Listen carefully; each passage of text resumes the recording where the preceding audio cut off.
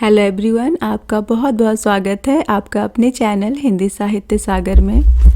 आज के इस वीडियो में हम ऐच्छिक पाठ्य पुस्तक अंतरा भाग 2 क्लास 12 जिसका 5th लेसन है विष्णु खरे जी के द्वारा लिखी गई 2 कविताएं। पहली कविता है एक कम और दूसरा है सत्य। इस पे आधारित मल्टीपल चॉइस क्वेश्चन और बुक बेस्ड क्वेश्चन करेंगे। पहली कविता जो है एक कम, इसमें कवि ने स्वतंत्रता के बाद यानी आज़ादी के बाद लोगों का किस प्रकार से मोह भंग हुआ, स्वतंत्रता के सेनानियों ने क्या सपने देखे थे और आज़ादी के बाद वे सपने पूरे होने की बजाय उन्हें 2 वक्त का भोजन भी नसीब नहीं होता है, इस पर आधारित है। और जो हमारी दूसरी कविता है सत्य, इसमें कवि ने महाभारत के पौराणिक संदर्भों और पात्रों के द्वारा जीवन में सत्य की क्या महत्ता है उसे स्पष्ट करना चाहा है। और यहाँ कवि ने अतीत की कथा को आधार बनाकर यानी महाभारत के पात्रों के द्वारा अपनी बात प्रभावशाली ढंग से पाठक के सामने रखते हैं। तो आइए हम इस पे आधारित मल्टीपल चॉइस क्वेश्चन और बुक बेस्ड क्वेश्चन करते हैं। क्वेश्चन नंबर 1 है हमारा, एक कम और सत्य कविता के कवि कौन है? ए जयशंकर प्रसाद, बी महादेवी वर्मा, सी विष्णु खरे या डी रघुवीर सहाय। तो यहाँ पे राइट आंसर सी हो जाएगा, विष्णु खरे। क्वेश्चन नंबर 2 है, एक कम कविता में कवि ने मुख्य रूप से किसे कविता का विषय बनाया है? ए आज़ादी के बाद मोहभंग को, बी स्वतंत्रता को, सी स्वार्थ को या डी आत्म प्रशंसा को। तो यहाँ पे राइट आंसर ए हो जाएगा, आज़ादी के बाद मोहभंग को, क्योंकि आज़ादी से पहले स्वतंत्रता के सेनानियों ने जो सपने देखे थे, आज़ादी के बाद उन सपनों का मोह भंग हो गया, यानी वो सपने कहीं भी पूरे होते हुए नजर नहीं आए। तभी तो कुछ लोगों को 1 कप चाय या 2 रोटी के लिए भी हाथ फैलाना पड़ता है। क्वेश्चन नंबर 3 है, कवि ने कविता में हाथ फैलाने वाले व्यक्ति को ईमानदार क्यों कहा है? ए क्योंकि वह कोई काम नहीं करता, बी क्योंकि वह हाथ फैलाता है परंतु भ्रष्टाचार या गलत तरीके से पैसे नहीं कमाता, सी क्योंकि वह कभी कभी बहाने बना करके भी पैसे मांगता है, डी क्योंकि वह बेईमानी से रुपए कमाता है। तो इसका राइट आंसर हो जाएगा बी, क्योंकि वह हाथ फैलाता है परंतु भ्रष्टाचार या गलत तरीके से पैसे नहीं कमाता है। विष्णु खरे जी निम्नलिखित में से किन किन विशेषताओं को धारण करते हैं? ए वह एक पत्रकार भी थे, बी एक फिल्म समीक्षक भी थे, सी कवि एवं साहित्यकार थे, डी उपर्युक्त सभी थे। तो यहाँ राइट आंसर डी होगा, विष्णु खरे जी एक पत्रकार भी थे क्योंकि वो सर्वप्रथम इंदौर समाचार में उप संपादक रहे थे। तत्पश्चात लघु पत्रिका व्यास का संपादन कार्य भी उन्होंने किया था और 1976 से 84 तक वे साहित्य अकादमी के उप सचिव भी रहे थे। नवभारत टाइम्स में प्रभारी कार्यकारी संपादक के पद पर भी वो कार्यरत रहे और इसके बाद वो नवभारत टाइम्स हिंदी और अंग्रेजी के टाइम्स ऑफ इंडिया में भी संपादन कार्य से जुड़े रहे और लेखक और कवि तो वो हैं ही, तो इसलिए उपर्युक्त सभी आंसर होगा। क्वेश्चन नंबर 5 है, विष्णु खरे जी का जन्म कब और कहाँ हुआ था? ए उत्तर प्रदेश में सन 1944 ईस्वी में, बी मध्य प्रदेश में सन 1940 ईस्वी में, सी बिहार में सन 1943 ईस्वी में या डी उत्तर प्रदेश में सन 1943 ईस्वी में। तो इसका राइट आंसर यहाँ पे बी हो जाएगा, मध्य प्रदेश में सन 1940 ईस्वी में हुआ था और इनका जन्म छिंदवाड़ा में हुआ था। नेक्स्ट क्वेश्चन है, विष्णु खरे एक अनुवादक भी थे और उन्होंने निम्नलिखित में से किस कविता संग्रह का अनुवाद किया था? ए काल और अवधि, बी पिछला बाकी, सी मरु प्रदेश व अन्य कविताएं, डी इनमें से कोई नहीं। तो इसका राइट आंसर सी हो जाएगा, मरु प्रदेश व अन्य कविताएं। विष्णु खरे जी का यह पहला प्रकाशन था जिसमें टी.एस. एलियट का इन्होंने अनुवाद किया था मरु प्रदेश और अन्य कविताएं के नाम से। नेक्स्ट क्वेश्चन है, कविता में कवि विष्णु खरे जी ने पात्रों को कहां से लिया है? ए पौराणिक ग्रंथ महाभारत से, बी पौराणिक ग्रंथ रामायण से, सी इतिहास के प्रसिद्ध योद्धाओं को लिया है या डी उपर्युक्त में से कोई नहीं। तो इसका राइट आंसर ए हो जाएगा, पौराणिक ग्रंथ महाभारत से, क्योंकि कविता में इन्होंने युधिष्ठिर और विदुर इन दोनों के माध्यम से इन्होंने कविता में सत्य की प्राप्ति को दिखाया है। तो यहाँ युधिष्ठिर जो है वो सत्य के अन्वेषक हैं और जो विदुर हैं वो सत्य हैं जिसे युधिष्ठिर प्राप्त कर लेना चाहते हैं। तो महाभारत के दोनों पात्र हैं, इसलिए आंसर ए हो जाएगा। नेक्स्ट क्वेश्चन है, सत्य कविता में महाभारत के किन 2 पात्रों का वर्णन किया गया है? ए अर्जुन एवं विदुर का, बी पांडव के बड़े भ्राता युधिष्ठिर एवं विदुर का, सी भीम एवं विदुर का, डी अर्जुन एवं युधिष्ठिर का। तो यहाँ पे राइट आंसर होगा बी, पांडवों के जो बड़े भाई थे युधिष्ठिर, जो कि कविता में सत्य के अन्वेषक यानी खोजकर्ता के रूप में आए हैं और दूसरा पात्र इन्होंने विदुर को लिया है, जो कि इस कविता में सत्य का प्रतीक के रूप में आया है। नेक्स्ट क्वेश्चन है, विष्णु खरे जी की मृत्यु किस वर्ष हुई थी? ए 19 सितंबर 2018, बी 15 सितंबर 2018, सी 19 अगस्त 2018, डी उपर्युक्त में से कोई नहीं। तो इसका राइट आंसर होगा ए 19 सितंबर 2018 को। नेक्स्ट क्वेश्चन है, सत्य कविता में कवि विष्णु खरे जी ने महाभारत के 2 पात्रों के द्वारा क्या स्पष्ट करने का प्रयास किया है? ए सत्य का जीवन में महत्व को स्पष्ट किया है, बी महाभारत के पात्रों के बारे में बताया है, सी विदुर के बारे में बताया है, डी उपर्युक्त सभी। तो इसका राइट आंसर ए हो जाएगा। सत्य कविता में इन दोनों पात्रों के द्वारा कवि ने सत्य का जीवन में क्या महत्व है और कितना महत्व है, सत्य हमारे लिए किस प्रकार जरूरी है, तो इसकी महत्व को स्पष्ट करने का प्रयास इन्होंने किया है। और साथ ही साथ यह भी बताने का प्रयास किया है कि सत्य को प्राप्त करना आसान नहीं है, बल्कि उसे प्राप्त करना बहुत ही मुश्किल है।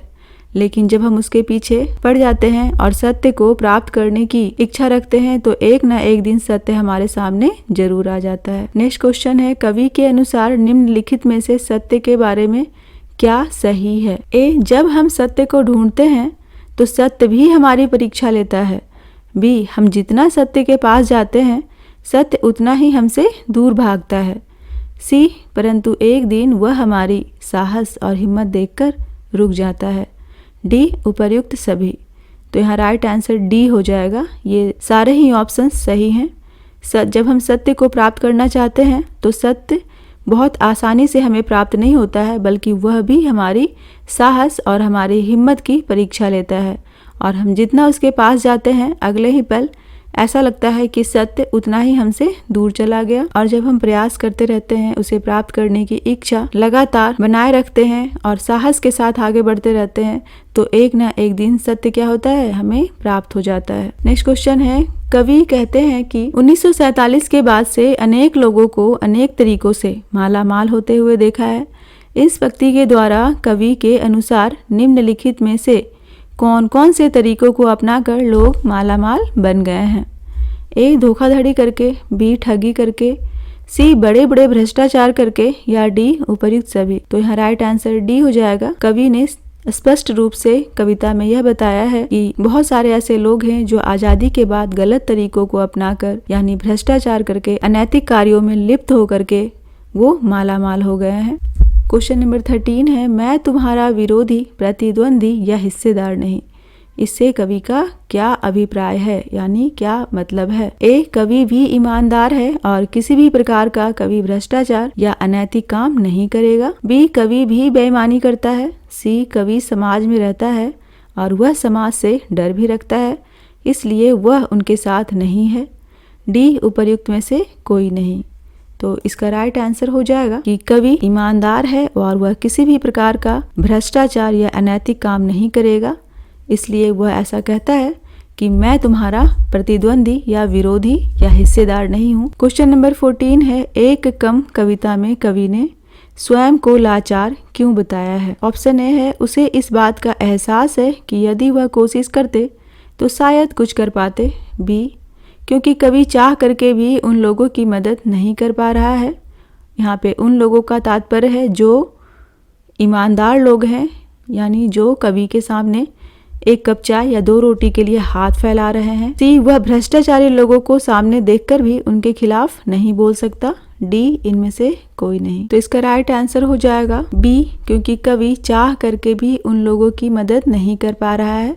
क्यों नहीं कर पा रहा है? क्योंकि कवि अनैतिक रूप से या भ्रष्टाचार के द्वारा पैसे अर्जित नहीं कर रहा है, इसलिए वह इसमें इतना सामर्थ्य नहीं है कि वह उनकी मदद कर सके, उनके जो आर्थिक परेशानियां हैं उसे कभी दूर कर सके। तो यहाँ पे इस पंक्ति का आशय यही है। नेक्स्ट क्वेश्चन है, एक कम कविता में कवि विष्णु खरे जी ने किस छंद का प्रयोग किया है? ए मुक्त छंद का, बी वार्णिक छंद का, सी मात्रिक छंद का, डी इनमें से कोई नहीं। तो इसका राइट आंसर ए हो जाएगा, मुक्त छंद का। विष्णु खरे जी द्वारा दोनों ही कविताएं जो पाठ्य पुस्तक में दी गई है, यानी एक कम और जो दूसरी कविता है सत्य, इन दोनों ही कविताओं में मुक्त छंद का प्रयोग कवि ने किया है। अगला प्रश्न है, एक कम कविता के आधार पर बताइए कि कवि के अनुसार किस प्रकार के लोग मेहनती व ईमानदार लोगों का शोषण करते हैं। ए, मेहनत करने वाले लोग, बी, बेईमान एवं भ्रष्टाचारी लोग, सी, ईमानदार लोग, डी, इनमें से कोई नहीं। तो इसका राइट आंसर होगा बी, बेईमान एवं जो भ्रष्टाचारी लोग हैं, ऐसे ही लोग जो गलत तरीके से पैसे कमाते हैं और माला माल हो गए हैं, ये लोग ईमानदार एवं जो मेहनत करने वाले लोग हैं इनका हक लेते हैं तथा इनका शोषण करते हैं। नेक्स्ट क्वेश्चन है, आजादी के बाद अमीर और गरीब लोगों के बीच का फासला क्या रहा है, कविता के आधार पर बताइए। तो ऑप्शन ए है, अमीर एवं गरीब के बीच का फासला बढ़ गया है, बी, अमीर और गरीब के बीच का फासला कम हो गया है, सी, अमीर और गरीब के बीच कोई फासला नहीं है और वह अब बराबर है, डी, उपर्युक्त में से कोई नहीं। तो इसका राइट आंसर होगा ए, अमीर एवं गरीब के बीच का फासला बढ़ गया है, क्योंकि जो लोग अमीर हैं वो और भी अधिक अमीर होते चले जा रहे हैं और जो गरीब हैं उनके पास 2 वक्त का भोजन का भी सामर्थ्य नहीं है, यानी वो आर्थिक रूप से इतने कमजोर हैं कि वो 1 कप चाय या 2 रोटी के लिए भी हाथ फैलाने के लिए मजबूर हैं। क्यों? क्योंकि वो ईमानदार हैं, उन्होंने कभी किसी प्रकार का गलत कार्य नहीं किया है, ना ही वो किसी प्रकार के भ्रष्टाचार में लिप्त हैं। अगर वो अनैतिक कार्य करते या आजादी के बाद भ्रष्टाचार में लिप्त होते तो शायद आज वो भी मालामाल होते, ऐसा कवि का कहना है। क्वेश्चन नंबर 18 है, वर्तमान समाज में ईमानदार एवं नैतिक लोगों को 2 वक्त की रोटी या फिर 1 कप चाय के लिए क्या करना पड़ता है। ए, उन्हें दूसरों के आगे हाथ फैलाना पड़ता है, बी, भिक्षा मांगना पड़ता है, सी, लोगों की गुस्सा, सहानुभूति या फिर लज्जा का सामना करना पड़ता है, डी, उपर्युक्त सभी। तो यहाँ राइट आंसर डी हो जाएगा। ये सारे ही ऑप्शंस सही हैं, क्योंकि ईमानदार एवं जो नैतिक लोग हैं वो कहीं ना कहीं आर्थिक रूप से परेशान हैं, कमजोर हैं और उन्हें अपनी भोजन के लिए भी, अपने जीवन यापन के लिए भी लोगों के सामने हाथ फैलाना पड़ता है। कुछ लोगों को भिक्षा भी मांगना पड़ता है और कई बार भिक्षा मांगने के दौरान लोगों का जो गुस्सा है या फिर सहानुभूति है या फिर लज्जा का भी सामना करना पड़ता है, क्योंकि कई लोग गुस्से के कारण भी पैसे दान कर देते हैं, तो कई लोगों को सहानुभूति होती है, तो कई लोग लज्जा के कारण भी पैसे दान कर देते हैं। तो ये सभी चीजें यानी गुस्सा, सहानुभूति और लज्जा का भी सामना इन्हें करना पड़ता है। क्वेश्चन नंबर 19 है, एक कम कविता के आधार पर विचार कीजिए कि कवि का मन दुखी क्यों है। ए, क्योंकि वह गरीब एवं ईमानदार लोगों की सहायता चाह करके भी नहीं कर पा रहा है, बी, देश में कितनी भ्रष्टाचार व्याप्त है उसे इस बात का दुख हो रहा है, सी, आजादी के बाद सभी लोगों को समान अवसर नहीं प्राप्त हुआ, डी, उपर्युक्त सभी। तो इसका राइट आंसर डी होगा। ये सारे ऑप्शंस ट्रू हैं, क्योंकि कवि बहुत कोशिश करने के बाद भी इन लोगों की मदद, यानी बहुत सारे जो लोग ऐसे हैं उनकी सहायता नहीं कर पा रहे हैं। उन्हें इस बात का भी दुख है कि देश में भ्रष्टाचार बहुत बढ़ गया है और आज़ादी के बाद जो सभी लोगों को समान अपॉर्चुनिटी नहीं मिला, चाहे रोजगार या आवास या शिक्षा या फिर भोजन के क्षेत्र में, तो इस बात को लेकर के भी कवि के अंदर दुख है। क्वेश्चन नंबर 20 है, सत्य और संकल्प के अंतर संबंध के बारे में निम्नलिखित में से क्या सत्य है। यानी सत्य और संकल्प यानी दृढ़ निश्चय, इन दोनों के बीच क्या संबंध है, इसके बारे में आपको बताना है। ऑप्शन ए है, संकल्प के बिना सत्य का ज्ञान नहीं हो सकता। सत्य तभी प्राप्त होता है जब मन से सत्य के मार्ग में संकल्प लेकर हम आगे बढ़ते हैं। बी, दोनों के बीच नकारात्मक संबंध है। सी, पहले सत्य की प्राप्ति होती है, संकल्प की नहीं। डी, इनमें से कोई नहीं। तो इसका राइट आंसर ए हो जाएगा। संकल्प के बिना सत्य का ज्ञान नहीं हो सकता। जब तक हम दृढ़ संकल्प होकर साहस के साथ हिम्मत करके आगे नहीं बढ़ेंगे, तब तक हमें सत्य प्राप्त नहीं हो सकता। क्वेश्चन नंबर 21 है, हमसे होता हुआ वह आगे बढ़ गया, इस पंक्ति में कौन सा अलंकार है। ए, यमक अलंकार, बी, रूपक अलंकार, सी, अनुप्रास अलंकार, डी, मानवीकरण अलंकार। तो यहाँ पे आंसर सी हो जाएगा, अनुप्रास अलंकार, क्योंकि यहाँ पे ह वर्ण की आवृत्ति हुई है, इसलिए यहाँ पे अनुप्रास अलंकार होगा। नेक्स्ट क्वेश्चन है, जब युधिष्ठिर महात्मा विदुर को बार बार आवाज लगाते हुए उनके पीछे जा रहे होते हैं, तो विदुर किस वृक्ष के सहारे रुककर खड़े हो जाते हैं। ए, समी वृक्ष के सहारे, बी, पीपल के वृक्ष के सहारे, सी, बरगद के वृक्ष के सहारे, या डी, अशोक के वृक्ष के सहारे। तो यहाँ राइट आंसर होगा ए, समी वृक्ष के सहारे। वो एक पेड़ से टिककर यानी समी वृक्ष के पेड़ से टिककर खड़े हो जाते हैं और निर्निमेष अपनी आंखों से युधिष्ठिर की आंखों में देखने लग जाते हैं। निर्निमेष का अर्थ क्या होता है? बिना पलक को झपकाए। क्वेश्चन नंबर 23 है, महात्मा विदुर युधिष्ठिर की आंखों में आंखें डालकर किस प्रकार देख रहे थे? ए, बिना पलक झपकाए, बी, अपनी आंखों को बंद किए हुए, सी, ध्यान की मुद्रा में, डी, उपर्युक्त में से कोई नहीं। तो यहाँ पे आंसर होगा ए, बिना पलक झपकाए, क्योंकि कविता में आया है कि वह निर्निमेष युधिष्ठिर की आंखों में आंखें डालकर देख रहे थे, और निर्निमेष का अर्थ क्या होता है? बिना पलक को झपकाए, एक टक देखना। क्वेश्चन नंबर 24 है, युधिष्ठिर जैसा संकल्प से क्या अभिप्राय है, यानी युधिष्ठिर जैसा संकल्प से क्या अर्थ है? ऑप्शन ए है, युधिष्ठिर ऐसे व्यक्ति थे जिन्होंने हमेशा सत्य का साथ दिया, सत्य ही उनके जीवन का महत्वपूर्ण आधार था और वे सत्यवादी थे। बी, युधिष्ठिर के जीवन में अनेक कठिनाइयां आई, मगर उन कठिनाइयों के परिस्थितियों में भी उन्होंने सत्य का साथ नहीं छोड़ा। सी, उपर्युक्त दोनों, या डी, इनमें से कोई नहीं। तो इसका राइट आंसर सी हो जाएगा, उपर्युक्त दोनों ही ऑप्शन सही है। क्वेश्चन नंबर 25 है, अगर हम सत्य को सही अर्थों में पहचानने का प्रयास नहीं करेंगे तो क्या होगा? सत्य किसी न किसी माध्यम से सामने आ जाएगा, बी, सत्य हमारे सामने आ जाएगा, सी, सत्य कभी हमारे सामने नहीं आएगा, डी, इनमें से कोई नहीं। तो इसका राइट आंसर सी हो जाएगा, सत्य कभी हमारे सामने नहीं आएगा। क्वेश्चन नंबर 26 है, सत्य कविता में युधिष्ठिर किसे पुकार रहे हैं? महात्मा विदुर को, बी, भगवान कृष्ण को, सी, भीम को, या डी, अर्जुन को। तो यहाँ पे राइट आंसर ए हो जाएगा, युधिष्ठिर महात्मा विदुर को बार बार पुकार रहे हैं कि रुकिए महात्मा विदुर, मैं कुंती नंदन हूँ, मैं कुंती पुत्र हूँ, रुक जाइए, क्या आप मुझे नहीं पहचान पा रहे हैं? तो इसका राइट आंसर ए हो जाएगा। क्वेश्चन नंबर 27 है, सत्य कविता में युधिष्ठिर किसका प्रतीक बनकर आए हैं? सत्य का, सत्य की खोजकर्ता का, सी, झूठ का। तो यहाँ पे राइट आंसर बी हो जाएगा, सत्य के खोजकर्ता के रूप में, यानी सत्य के अन्वेषक के रूप में प्रतीक बनकर आए हैं। नेक्स्ट क्वेश्चन है, कविता में विदुर किसका प्रतीक बनकर आए हैं? ए, विदुर स्वयं सत्य हैं, बी, विदुर सत्य का अन्वेषक है, सी, दोनों में से कोई नहीं, डी, उपर्युक्त दोनों ही सही है। तो यहाँ पे राइट आंसर ए हो जाएगा, विदुर स्वयं सत्य के प्रतीक के रूप में ही कविता में आए हैं। क्वेश्चन नंबर 29 है, युधिष्ठिर विदुर को अपना परिचय क्या कहकर देते हैं? ए, मैं पांडवों का बड़ा भ्राता हूँ, बी, मैं सत्य का खोज करने वाला हूँ, सी, मैं कुंती नंदन हूँ, डी, उपर्युक्त में से कोई नहीं। तो यहाँ पे राइट आंसर सी हो जाएगा। वो कहते हैं कि महात्मा विदुर रुक जाइए, मैं कुंती नंदन हूँ, इस प्रकार से वह अपना परिचय देते हैं। नेक्स्ट क्वेश्चन है, सत्य को प्राप्त किया जा सकता है? ए, भौतिक शक्ति के द्वारा, बी, आत्मिक शक्ति से, सी, छल कपट प्रपंच के द्वारा, डी, उपर्युक्त सभी।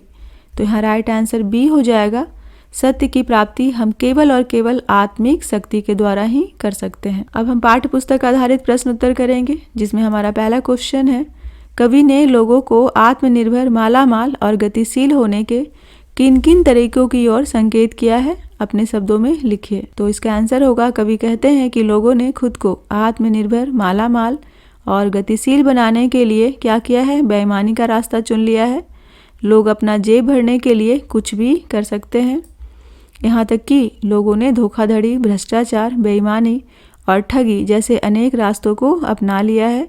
कवि उन लोगों पर व्यंग करते हैं जो गलत रास्ते पर निकलकर पैसे कमाने की होड़ में अपना ही सर्वनाश कर रहे हैं। नेक्स्ट क्वेश्चन है हमारा, हाथ फैलाने वाले व्यक्ति को कवि ने ईमानदार क्यों कहा है? स्पष्ट कीजिए। तो इसका आंसर होगा, हाथ फैलाने वाला जो व्यक्ति है उसे कवि ने ईमानदार इसलिए कहा है क्योंकि यदि वह अन्य लोगों की तरह गलत तरीके से पैसे कमाता तो आज वह 2 रोटी या 1 कप चाय के लिए किसी के सामने हाथ फैलाने के लिए मजबूर नहीं होता।